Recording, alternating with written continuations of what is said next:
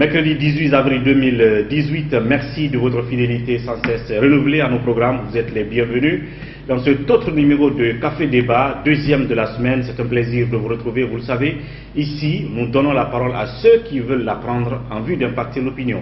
Je reçois donc pour cet autre numéro Diabati Doré. Il est le président du RPR, Rassemblement pour la République. Et nous parlons en fait de sa tournée, disons de l'offensive de son parti au-delà des frontières de la Guinée pour prendre contact avec les partis politiques de la sous-région dans le but d'un partage d'expériences politiques en la matière. Il était donc avec le chef de file de l'opposition malienne, Soumaïla Cissé, et avec lui, ils ont eu à parcourir un certain nombre de pays de la sous-région. Les acquis de cette tournée pour Diabati Doré et pour son parti, il nous en parle dans cette émission, mais aussi quelle est la position exacte de ce parti, une fois encore, sur la crise qui traverse notre pays, même quand on sait que le parti n'est plus fondamentalement avec le RPG Arc-en-Ciel. Diabati Doré sur ce plateau, bienvenue dans cette émission. Merci M. Aubry, merci de m'avoir invité. Et je salue les millions de téléspectateurs qui nous regardent en ce moment. On va dire bienvenue de votre tournée. Merci. Et avant de parler de cette tournée et tout ce qui s'ensuit, d'abord, comment se porte votre parti RPR? Écoutez, le parti RPR, Rassemblement pour la République, se porte très bien. Vous savez, depuis sa création, le parti n'avait pas encore participé à une élection. Et donc, les élections communales et communautaires du 4 février dernier, le RPR a participé. Et nous avons eu un conseiller à Matoto, et nous avons eu aussi, parce qu'on a fait alliance avec d'autres partis à Zérekoré, et nous avons eu 4 conseillers. Et donc aujourd'hui, en étant un parti jeune dans la création, mais aujourd'hui on est en train de s'imposer sur l'échiquier politique guinéen. Et je crois que le RPR aujourd'hui, franchement, en tant que président, je me réjouis et je félicite les militants et ses partenaires, mais surtout les cadres aujourd'hui qui ne cherchent vraiment aujourd'hui de travailler nuit comme jour pour l'émergence de ce parti. Bien, c'est important justement qu'on parle des résultats obtenus par le RPR en tant que parti politique, parce que quand le regard qu'on porte sur les partis comme le vôtre aujourd'hui, c'est qu'on vous appelle les partis satellites, les petits partis, les partis sac à dos, ainsi de suite. Donc du coup, on fait de vous ce qu'on veut. J'imagine que c'est ce qui vous a frustré à la mouvance, ce qui a fait que vous avez quitté parce qu'on ne vous considérait pas. On pense que vous n'avez pas de poids, vous n'avez pas d'assises politiques. Donc quand vous dites aujourd'hui que le RPR se porte bien, ça veut dire qu'aujourd'hui vous avez pu mesurer le peu de poids et d'assises politiques que vous avez à travers les élections communales. Donc sur ce, je veux savoir exactement, vous avez eu combien de commissaires en tout et où principalement, même si vous venez de parler tout de suite de Matoto. Écoutez, je crois qu'il y a des partis politiques aujourd'hui qui ont créé il y a de cela 10 ans, ou 10 ans presque, 8 ans. Mais il y a des partis qui n'ont même pas participé aux élections. Ça c'est un. Que tu aies des conseillers ou pas, mais je crois que du fait que tu aies la volonté de participer à une élection d'abord, je crois que c'est le courage. Ça, il faut le saluer. Le RPG n'a pas encore ses 5 ans. Nous sommes à 3 ans et demi. Je crois que si on participe à une élection et qu'on arrive à gagner... Le RPG Arc-en-Ciel? Non, je dis le RPR. Le RPR, pardon. Je parle du RPR. Et aujourd'hui, nous avons participé à une élection où nous avons eu un seul conseiller. À Matoto? Dans la plus grande commune de la Guinée. Ce n'est pas donné. Et ce qu'on a obtenu comme résultat, si c'était à l'intérieur du pays, par exemple, chez moi à Beila, on allait avoir au moins 8 conseillers. Et pourquoi vous n'avez pas compétit à Beila? Mais écoutez, je crois qu'aujourd'hui, le RPR a des stratégies, a des amis, a des frères. Et aujourd'hui, nous avons des amis qui se sont portés comme candidats indépendants et que nous les avons accompagnés. À Beila? À Beila. C'est un ami qui était candidat indépendant. Donc ça veut dire que après les élections communales du 4 février, le RPR n'a qu'un seul conseiller. Non, dans la et c'est à Matoto. À Matoto. Mais à Zérekoré, nous avons fait l'alliance avec d'autres partis et que nous avons eu 4 conseillers. J'avoue que mon coordinateur, qui était deuxième sur la liste, est conseiller aujourd'hui à Matoto. Comme le RRD d'Abdoulaye Kourouma, nous avons fait alliance, nous avons eu 4 à Zérekoré. 4 conseillers. 4 conseillers. Donc vous partagez les 4 conseillers? Oui, bien sûr, parce qu'on a... Donc ça veut dire que vous même avez... à Matoto ici, il avait des éléments sur ma liste, parce que déjà on avait une alliance qu'on appelle l'alliance Sabou, et je crois que vous nous avez même interpellé, parce que quand quand on était en tournée à Béla aussi, en région forestière. Où on parlait de Grand Konya, où il y a des districts. Donc il était question maintenant que vraiment qu'on se partage des jeunes. Donc le choix est tombé sur Matoto pour le RPR, mais le RPR aussi avait, le RRD avait des éléments aussi sur la liste du RPR. Et à Zérekoro aussi, c'est sur la liste du RRD que nous sommes partis. Mais et vous avez eu 4 conseillers. Que vous allez sûrement vous partager. Écoutez, que vous allez vous partager, c'est ça? Oui, mais bien sûr. Ça veut dire que vous aurez 2. Le RRD de Kourouma aura 2. Évidemment. Mais aujourd'hui, ce qui est important, oui. En tout, on peut comptabiliser 3 conseillers pour vous. Oui, 3 conseillers ou 5, comme vous voulez. Mais aujourd'hui, ce qui est important dans tout ça là, c'est de voir d'abord, depuis la création jusqu'à nos jours, qu'est-ce que nous avons posé comme acte? Qu'est-ce que nous avons eu comme résultat? J'avoue qu'aujourd'hui, tu parles des grands partis, mais quand même, écoutez, je crois qu'aujourd'hui, les Guinéens, aujourd'hui, en ont marre. Il y a des grands partis aujourd'hui en Guinée, que les Guinéens en ont marre. Et ils veulent voir maintenant une jeune génération et faire la politique. Mais pourtant, ils continuent à voter toujours pour oui, ils continuent à voter. Mais si on a marre. Oui, mais aujourd'hui, tu peux dire. Attends, je te donne un exemple à Matoto. Je te donne un exemple à Matoto. Le parti de Kouyaté est créé il y a de cela maintenant 9 ans. 9 ans. Ou bien, mais il a eu un seul conseil. Oui, mais après. Mais le voix que nous avons eu. On connaît l'aventure du PDN, vous n'allez plus dire que le PDN. Comment l'aventure du PDN? Mais comment l'aventure du PDN? L'élection présidentielle. Il faut parler du RPG, oui, mais tu parles du grand parti, c'est un. Oui, mais bien sûr. Il faut parler des autres grands partis politiques. Mais bien sûr. Aujourd'hui, à Beila, le RPG, je vous dis. Je vous l'assure, si les vrais résultats sont là, le RPG n'a pas gagné. À Beila. À Beila. Mais ce n'est pas le RPR non plus qui a gagné à Beila. Oui, mais quand même, c'est un indépendant qui a gagné, que nous avons accompagné. Bien. Donc on se félicite. Et donc c'est pour vous dire aujourd'hui que le RPR se porte très bien. Et moi je suis fier d'être à la tête de ce RPR parce que nous sommes arrivés aujourd'hui à avoir des hommes aujourd'hui de conviction, des hommes qui travaillent dur pour que vraiment qu'on puisse aller. Et je vous informe que aucune élection ne passera en Guinée maintenant tant que le RPR ne va pas se présenter. Et donc on est en train de se préparer pour des élections législatives et même pour des élections présidentielles à venir. Donc avec 3 conseillers, vous êtes un peu excité désormais. Mais bien sûr, de vous présenter non, à d'autres même si échéances. ce n'est qu'un seul conseiller, je crois qu'aujourd'hui le plus important c'est de participer à une élection. Ça donne la crédibilité aujourd'hui. Et de savoir au moins qu'il y a des gens qui ont voté pour vous. Mais bien sûr. Mais on est en train de travailler. Alors donc le RDR se porte bien. On va revenir tout à l'heure notamment sur cette affaire d'élection et dans la phase des crises notamment que le pays a connue. Mais avant cela, on parle de ce qui est l'actualité la plus fraîche concernant votre parti politique. On sent votre parti dans une sorte d'offensive hors de nos frontières. Vous vous êtes habitué à aller rencontrer des personnalités politiques d'autres pays, des jeunes comme vous, mais aussi les aînés, le président de la République. On vous a vu récemment donc avec votre ami Soumaïla Cissé, le chef de file de l'opposition malienne, en tournée du côté de Ghana, du Togo, ainsi de suite. Moi, ce que je veux savoir, puisque ce n'est pas les premières images de votre parti qu'on voit au contact des politiques d'ailleurs, ce qu'on ne remarque pas avec les vieux politiciens de la Guinée, en tout cas moi je ne le constate pas. Qu'est-ce qui explique cette démarche de votre part d'offensive vers les politiciens d'ailleurs?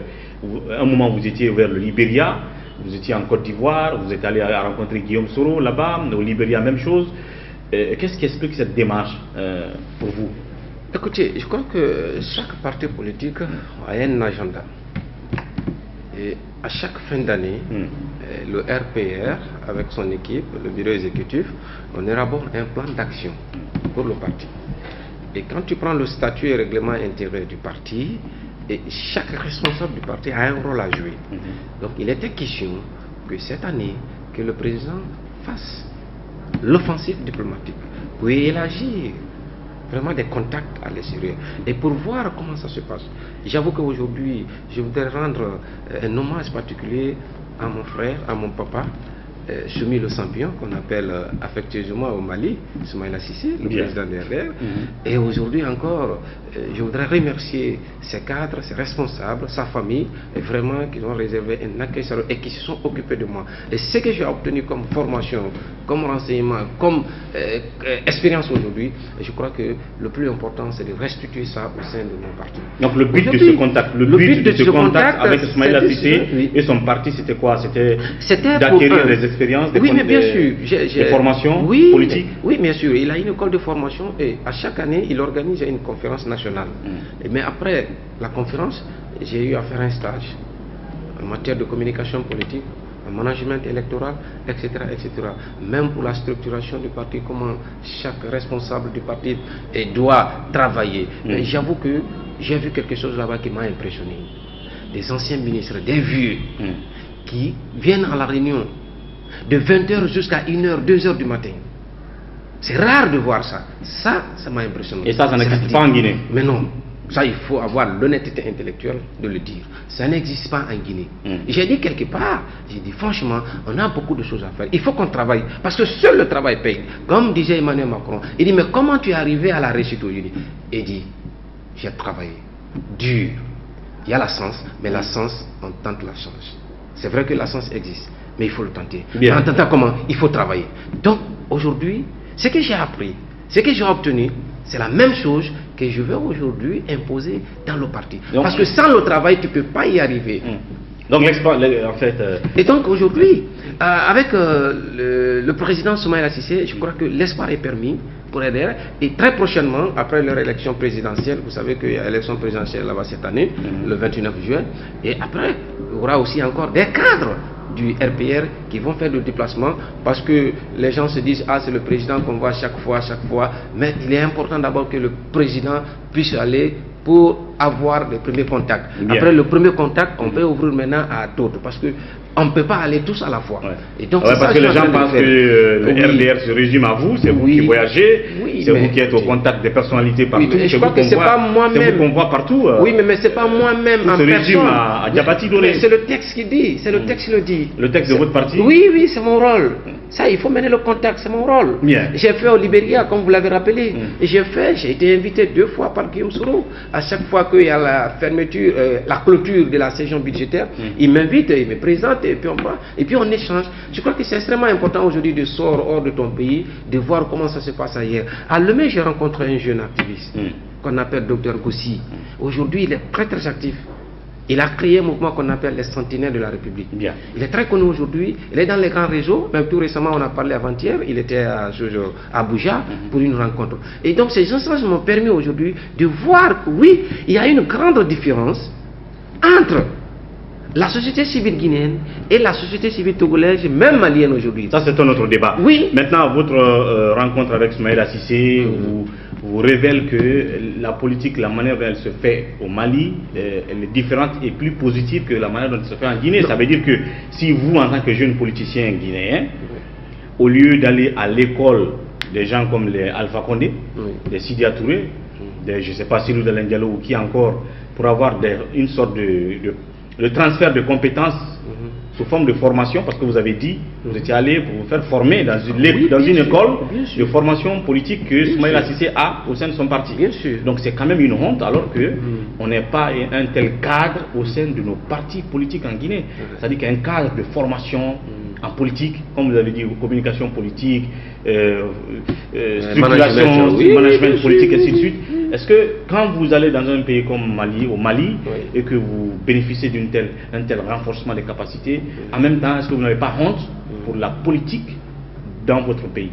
Non, mais je crois que ce n'est pas une honte, parce que, écoutez, chacun a sa manière de faire de la politique.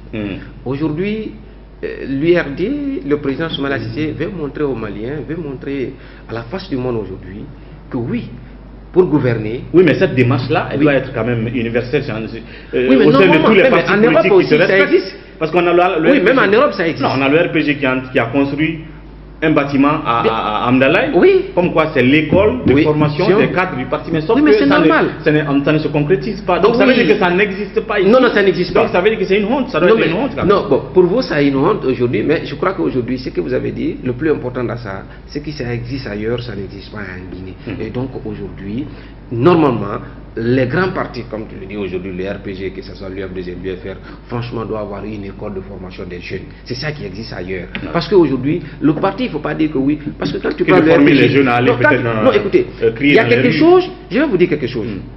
Il y a des partis en Guinée ici, des soi-disant grands partis, qui ne parviennent même pas à organiser de congrès, alors que le texte dit que chaque 5 ans ou 4 ans, il faut organiser. De Soumaïla Cissé, cette année, le monsieur Diarra, qui était le secrétaire général du Bureau national de la jeunesse, est monté comme le président de la jeunesse. Et l'ancien est devenu membre du bureau politique national. Bien.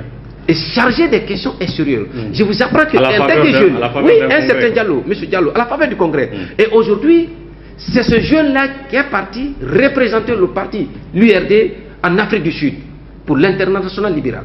Donc c'est rare de voir ça ici. En Guinée. En Guinée. Bon, voilà donc c'est le renouveau. C'est pour cela il est important de sortir, de voir, parce que c'est la même chose que nous voulons faire. Je vous ai dit tout à l'heure, là, prochainement, c'est les cadres du parti qui vont sortir pour aller se former, pour aller s'enquérir. Pour ne pas que oui, ils disent que le président vient, il nous rencontre ceci, il nous rencontre cela. Mais quand même, les réseaux sociaux existent aujourd'hui. Même la formation, aujourd'hui, j'ai publié la photo. Tout ce que j'ai fait comme contact, comme chose aujourd'hui, j'ai tout publié. Alors, pour vous dire que je ne suis pas enfermé et nous ne sommes pas partis pour nous seuls. Donc, nous sommes partis pour la Guinée. Vous ne vous êtes pas limité au Mali, vous avez été aussi au Togo et au Ghana, et vous vous êtes fait recevoir par le président togolais et le président ghanéen. Alors moi, ce que je veux savoir, comment ça s'est fait que John Akufo et Faure Gnassingbé vous ont reçu, mais sachant que vous êtes un adversaire d'Alpha Condé, en tout cas vous êtes dans l'opposition. Alors est-ce que ça a été facile qu'eux ils vous reçoivent, parce qu'on sait que Akufo et Faure quand même tiennent des relations relativement bonnes avec Alpha Condé en ce moment. Donc les voir recevoir quelqu'un qui tape tout le temps sur Alpha Condé, je crois que ça n'a pas été facile. Bon, écoutez, la question me fait rire parce que la politique guinéenne est un peu différente de la politique étrangère. Comment? Merci. Je vous ai déposé que parce que je suis de l'opposition, donc cela veut dire que quand tu es de l'opposition et de la mouvance, nous sommes des ennemis. Je crois que non, nous ne sommes pas des ennemis, nous sommes des adversaires. Mais aujourd'hui, tout récemment, le chef de file de l'opposition, il a série dans les dialogues, il a été reçu par le président. Oui, ça, on ne parle pas de ça. On ne parle pas de ça. Voilà. Mais ailleurs, mais écoutez, ailleurs aussi. J'imagine qu'Alpha Condé, j'imagine que si Alpha Condé voit cette image, ben, il va peut-être passer un coup de fil pour dire écoutez, pourquoi vous avez reçu ce jeune là-bas, parce que attends, je ne suis pas content à me critiquer. Donc ce que je veux savoir, est-ce que ces deux présidents, chefs d'État, ont porté un regard sur ton appartenance politique en Guinée? Pourquoi? Quand ils m'ont vu, la première impression d'abord qui a frappé ces deux présidents, c'est mon âge. C'est l'audace que j'ai eue à créer un parti et que je suis devenu chef de parti. Ça, ils ont salué ce courage. Je crois que ce n'est pas donné à n'importe quel chef d'État de recevoir un jeune à mon rang et quand même de m'encourager, de me féliciter. Il dit c'est vrai, tu es de l'opposition, mais je sais que l'opposition c'est dur. Il dit mais avec le courage, avec l'audace, avec l'engagement, tu peux y arriver. Il dit en tout cas, on te souhaite bonne chance. En tout cas, c'est pas du tout facile. C'est ce qui s'est dit entre vous et John Akufo. C'est ça que je vous dis. Mais on a échangé. De quoi vous avez parlé? Nous avons parlé de l'expérience ghanéenne. Nous avons parlé aussi de l'Afrique, de la démocratisation africaine aujourd'hui. Et surtout le développement de l'Afrique. Mais les deux chefs d'État aujourd'hui, franchement, j'étais très heureux. Parce que j'ai eu un peu de temps. Parce que vous savez qu'un chef d'État aujourd'hui, il a des calendriers, il a tellement de programmes. Mais nous avons échangé tout petit peu. Surtout sur la démocratie africaine. Et quand tu prends aujourd'hui la démocratie africaine aujourd'hui, je pense bien que le Ghana est un modèle, un très grand modèle, parce qu'à chaque fois il y a l'alternance. Donc John Akufo vous a enseigné, il m'a enseigné un certain nombre de choses. Oui, un certain nombre de choses par rapport au développement, par rapport à l'économie, par rapport à la démocratie. Mais aujourd'hui, ce qui est plus important est ce que les Africains restent toujours Africains, et je crois qu'il ne doit pas avoir aujourd'hui des frontières entre nous. Et que tu sois de la mouvance, que tu sois de l'opposition, et si tu te déplaces pour aller rencontrer quelqu'un aujourd'hui, je crois que le plus important c'est de recevoir et d'échanger pour le développement de ton pays. Maintenant, l'étape du Togo, là aussi vous vous êtes fait recevoir par Faure Gnassingbé. Il s'agissait de quoi? Tout simplement le rencontrer? Ou qu'est-ce qu'il y a eu de concret à débattre avec lui? Non, mais écoutez, Faure Gnassingbé aujourd'hui, c'est vrai, c'est mon grand frère, mais quand tu prends les chefs d'État de l'Afrique aujourd'hui, je pense bien que peut-être il peut être le plus jeune, pas le moindre. Et quand je le vois à la télé, j'ai une impression. C'est vrai que dans son pays, il y a des problèmes, il ne faut pas le cacher. Parce que l'opposition, entre l'opposition et la mouvance aujourd'hui, en tout cas, il a des sérieux problèmes avec l'opposition par rapport à la manifestation. Mais moi, ça ne me regarde pas. Et aujourd'hui, nous avons échangé sur l'Afrique. Et le seul conseil qu'il m'a donné, il dit bats-toi. Il dit c'est vrai, tu t'es engagé dans un combat qui n'est pas du tout facile.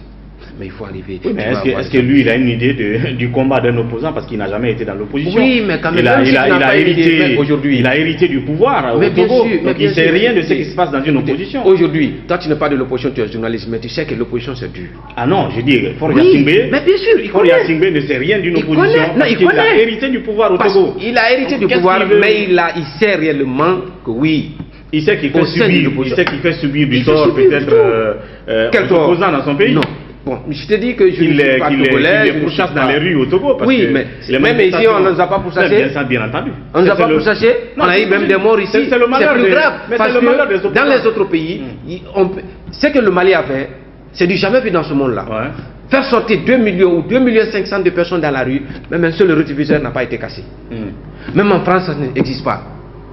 Est-ce que vous comprenez? Cela veut dire aujourd'hui que, oui, en Afrique, il existe de l'opposition, franchement, qui peuvent faire autre chose parce que je suis en train d'éduquer. À chaque fois, moi, je passe tout mon temps à dire aux militants et sympathisants, c'est vrai, c'est un droit constitutionnel de manifester. Mais voilà comment nous allons manifester. C'est extrêmement important aujourd'hui. Et donc, moi, que ce soit il y a manifestation au Togo ou quoi, moi je parle justement de ce quand Faure Gnassingbé vous dit non, courage, l'opposition. Oui, mais c'est ça, parce que il sait que il n'est jamais passé par une opposition. Donc, mais bien sûr, même si tu n'es pas passé par une opposition, je ne vois pas quelle leçon il peut vous donner. Quand je prends Faure, ah oui, non, c'est pas une leçon, mais c'est un encouragement. Si le président ghanéen vous donne des conseils, vous dit voilà comment vous devez vous adapter, voilà quelle attitude vous devez adopter quand vous êtes dans l'opposition. Parce que c'est quelqu'un qui est passé dans l'opposition. Bien sûr, bien sûr. Faure Gnassingbé, il est enfant d'un président de la République, Gnassingbé Yadema. Après, il a hérité du pouvoir. Donc, quel conseil il peut vous donner pour être dans une opposition alors qu'il n'a connu que le pouvoir? Oui. Aujourd'hui, on ne peut pas être de l'opposition, mais on sait réellement, à travers la lecture, à travers l'information, avec la nouvelle technologie, on peut se rendre compte que oui, dans l'opposition, ça c'est dur. Donc Faure Gnassingbé vous a encouragé? Non, il m'a encouragé dans le combat. Mais écoutez, il m'a même dit, on s'est été, il dit, écoutez, tu vas te retourner sur mon grand frère. J'ai dit, bon, il n'y a pas de problème. Il a voulu que tu reviennes au RPG. Non, il dit, c'est mon grand frère, parce qu'il appelle Alpha Condé son grand frère. Donc on a essayé comme ça c'était en sortant. Surtout que son grand frère est en train de l'arranger actuellement dans leur cuisine. Oui, mais non, parce que c'est lui qui est le facilitateur. Le facilitateur. Mais aujourd'hui, je crois que le plus important dans la crise togolaise aujourd'hui, c'est d'avoir accepté, parce qu'il faut accepter de changer la constitution.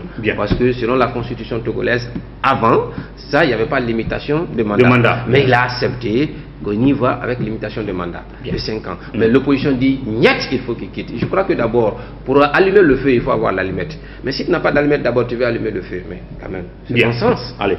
Bien, alors donc, ça a été, donc, on va dire, une tournée riche pour vous, en tant que jeune politicien.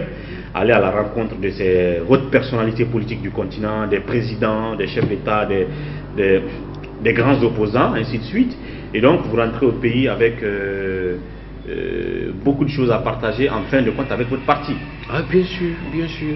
Je l'ai dit à l'aéroport quand les militants et les sympathisants, même les journalistes étaient là, ils m'ont interviewé à la descente de l'avion. J'ai été clair. J'ai dit, je remercie d'abord le peuple malien, les cadres, les militants et sympathisants de l'URD du Mali. Et bien, je remercie aussi l'accueil chaleureux qui m'a été réservé à l'aéroport. Et je crois que j'étais parti pour apprendre. Parce que, comme disait un auteur français, qu'il faut apprendre toujours pour enseigner le lendemain. Donc, ce que j'ai obtenu là-bas, je suis venu même avec des sports, des formations que j'ai reçues, c'est pour restituer encore la même chose pour que au sein de votre parti. C'est extrêmement important parce qu'il ne faudrait pas que moi seul puisse avoir la connaissance et que les autres ne gagnent rien. Donc, le premier combat d'abord, c'est de restituer ce que j'ai obtenu. Et je suis venu avec des sports, avec tout. Et je crois que très prochainement, vous allez voir les cadres. Des ateliers de formation au sein du RPR. Bien. C'est tant mieux en tout cas hein, pour, je veux dire, le bien de votre parti politique. Ainsi donc, on va passer à un autre sujet tout à l'heure, la politique, la crise post-électorale, le modèle de résolution de crise proposé par Alpha Condé et ses adversaires politiques, entre autres Cellou Dalein Diallo et tous les autres qu'il a rencontrés. On va parler de ça tout de suite, mais dans la deuxième partie de cette émission, juste après la pause thé.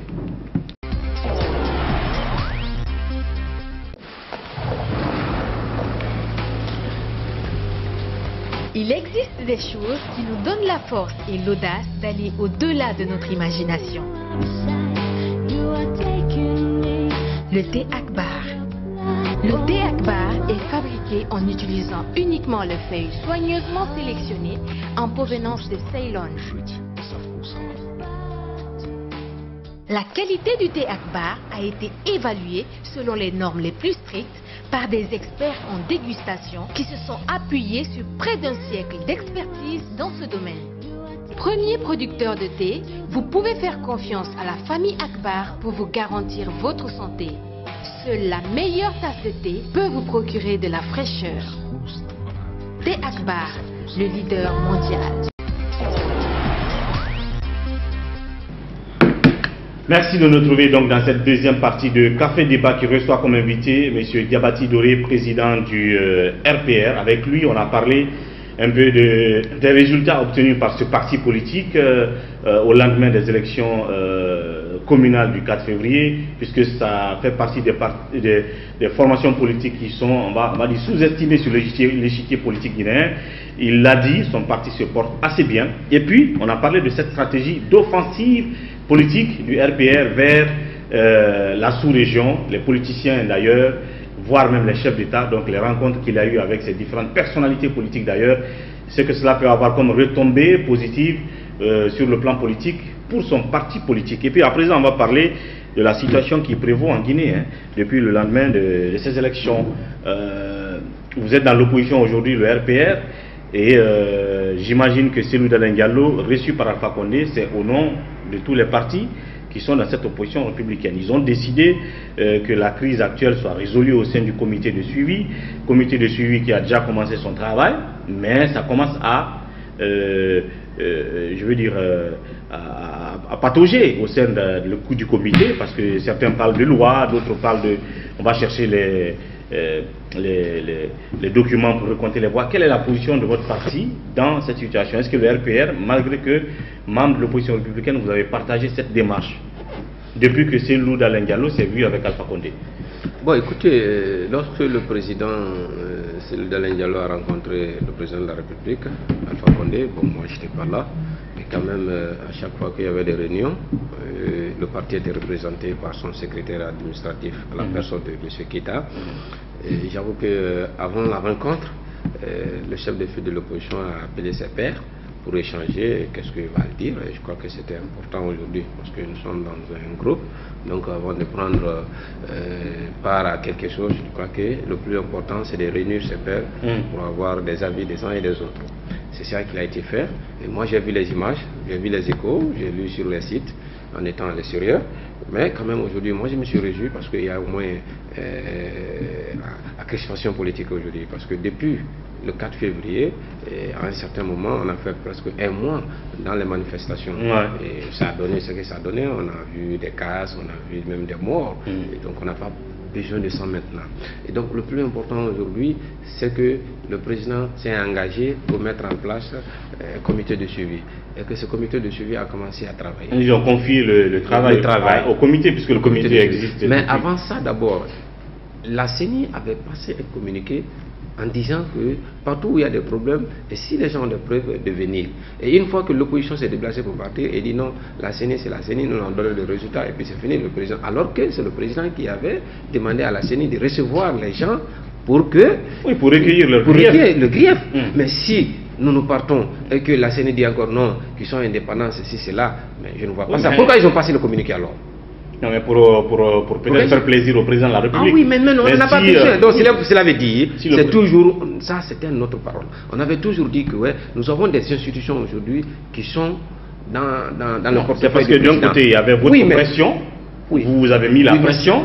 Oui, la pression était mise pourquoi? Les manifestations. Pourquoi? Il y a eu des manifestations. Donc le président de la République, pour répondre, parce que si vous n'aviez pas mis de pression, il n'allait pas se réveiller un bon matin pour dire au président de la CENI, écoute, il faut appeler Cellou pour savoir qu'est-ce qu'il veut, appelle Sidia pour savoir qu'est-ce qu'il veut. Il a fallu que vous manifestiez dans les rues. Après, il a appelé peut-être le président de la CENI pour dire, il faut je vous propose de les recevoir et de recueillir ce qu'ils ont comme grief. C'est que le président de la CENI a fait. Il a recueilli vos griefs, il a dit qu'il va faire un rapport qui va donner au président, puisque c'est ce que le président a demandé, mais lui, ça ne l'amène pas de toucher les résultats. Oui, mais c'est pas normal. Voilà. C'est ce que la CENI a fait. La CENI ne doit pas donner un résultat ou un document à un président de la République.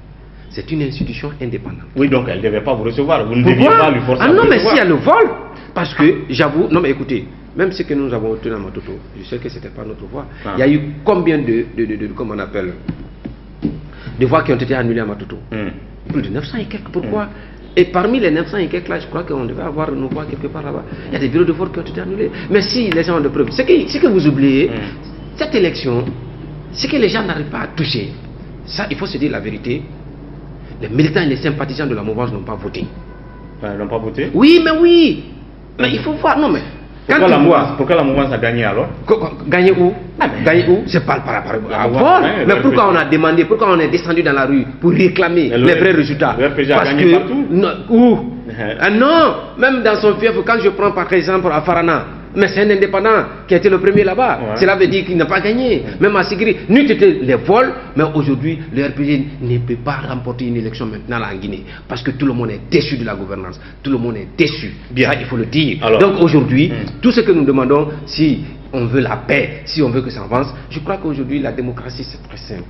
Donc, il faut respecter les règles démocratiques. Les règles démocratiques disent quoi? Si quelqu'un a voté pour Paul, ça, il faut donner la voix à Paul. Mais quelqu'un ne peut pas voter pour Pierre et que tu prends, comment on appelle, ces voix-là et que tu donnes à Paul. Ça, c'est pas normal. C'est ça que nous réclamons aujourd'hui de l'opposition. Et je crois que le comité de suivi aujourd'hui, qui a été mis en place aujourd'hui, doit tout faire aujourd'hui pour que les vrais résultats sortent par la CENI. Ce qui ne sera pas fait. Mais pourquoi? Ce qui ne sera pas fait. Oui, mais non. Alors, attendez, on a écouté Bourema Condé dire que tout le monde sait que la justice a fait son travail.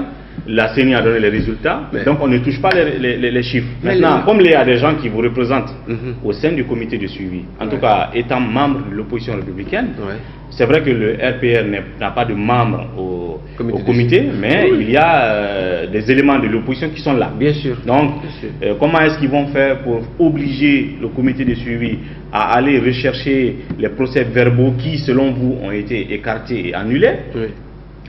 Alors que le président du comité dit qu'on ne peut plus toucher les chiffres.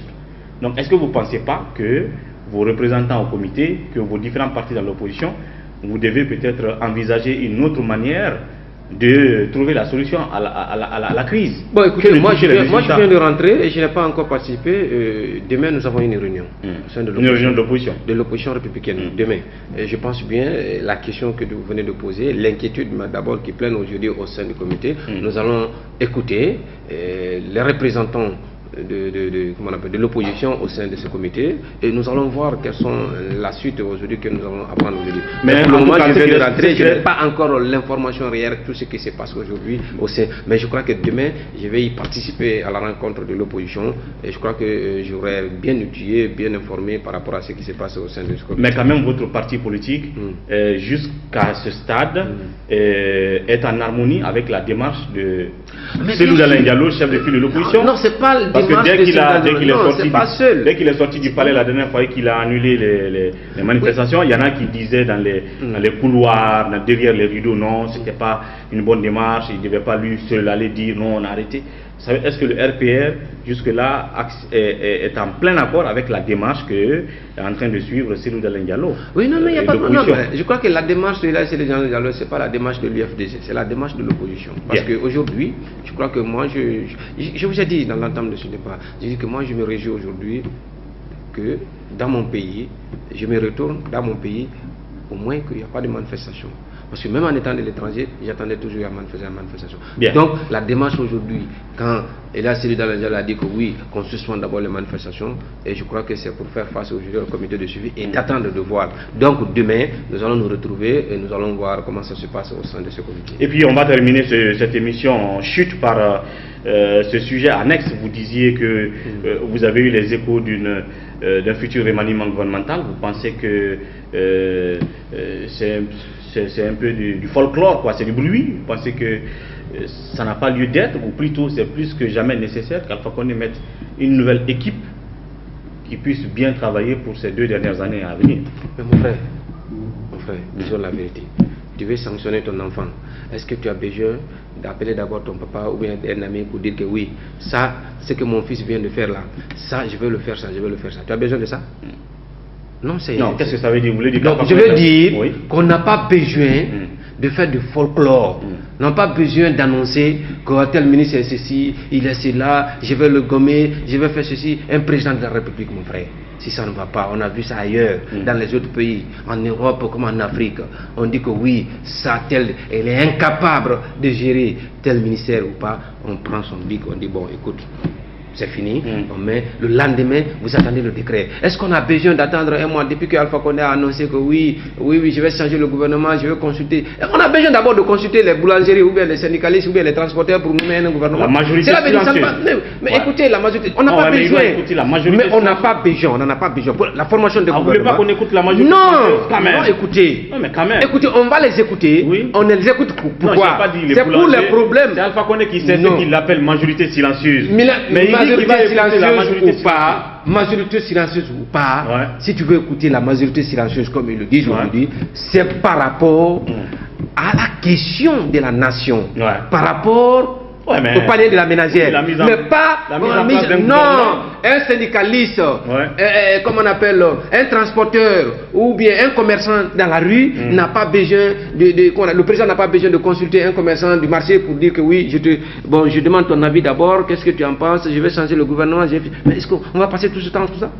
Donc il est en train de... mais non, mais quand même c'est du blabla, écoutez, c'est du blabla. Je crois qu'aujourd'hui il faut qu'on soit sérieux dans ce pays. Si on a besoin du développement, je crois qu'aujourd'hui on ne doit pas attendre. En tant qu'opposant, depuis qu'Alpha est venu, je crois que... vous pensez quand même qu'il y a lieu qu'on change cette équipe-là? Oui, mais depuis tout le temps nous avons dit. Écoutez, son premier mandat, le gouvernement de son premier mandat est 1000 fois mieux que le gouvernement de son deuxième mandat.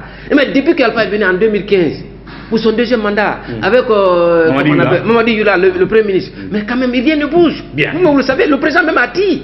Il dit, mais un président qui dit haut et fort, le ministre là, ils ont volé, c'est des voleurs. Mais quand même, mon frère. Le lendemain, on ne devait même pas attendre 24 heures sans qu'il y ait un nouveau Premier ministre et qu'il forme son gouvernement. En tout cas, dans les autres pays, on nomme le Premier ministre aujourd'hui, le soir, on a le gouvernement. Mais qu'est-ce qu'on attend? Alors donc, mais parce que le développement est là, parce que le pays doit bouger, mais le pays est bloqué. Pour l'instant, on reste dans le suspense de toutes les façons. Et oui, mais quel suspense? Rien, ça va. Mon frère, ce qui s'est passé là, il a fait 8 ans. Ce qu'il n'a pas pu faire, il ne peut pas le faire en 2 ans et demi. Même s'il envoie Obama aujourd'hui comme Premier ministre. Oui, mais il a fait des grandes choses quand même. Grandes choses. Oui, mais il a fait des choses que vous-même vous avez vendues. Non, mais écoutez, je suis d'accord, il a fait grandes choses. Mais je dis que depuis 2015 jusqu'à nos jours, franchement, la Guinée ne bouge pas. Et rien ne bouge. Et rien ne bouge si ce n'est pas pour aller se promener ou pour aller visiter des uns et des autres. Je crois qu'aujourd'hui, j'ai un dernier mot. Ça fait longtemps quand même qu'il est au pays. Ça fait 2 mois qu'il a Oui, c'était la première fois parce que. Pourquoi? Non. Pourquoi il reste dans le pays? Parce que c'était la grève des syndicalistes. Parce que vous avez vu un lundi noir ici. Ça, on était en ville là-bas. Les femmes ont parti. Toi-même, tu voyages plus qu'Alpha Condé. Non, oui, parce que maintenant, là, un président, c'est le seul président dans le monde qui voyage beaucoup. Donc, j'ai un dernier mot à dire, c'est de remercier très sincèrement, au nom du RPR et à mon nom personnel, le président Soumaïla Cissé, Soumi le champion, et ses cadres. Tu aurais voulu que ce soit lui le président de la Guinée, Soumaïla Cissé? Mais écoutez, quelqu'un qui a fait 10 ans président de l'UEMOA, tout le monde a eu le résultat. Il a été 6 ans et demi on va pas faire ministre. Oui, donc c'est pour vous dire aujourd'hui, c'est un cadre compétent. Et ça, je reviens dans mon pays avec une expérience. Merci beaucoup. Merci. À très bientôt. Merci beaucoup, mon cher. Voilà, mesdames et messieurs, c'était tout pour cette émission. Vous avez vu l'ambiance de la fin. On se retrouve demain pour un autre numéro de Café Débat. D'ici là, prenez soin de vous et au revoir.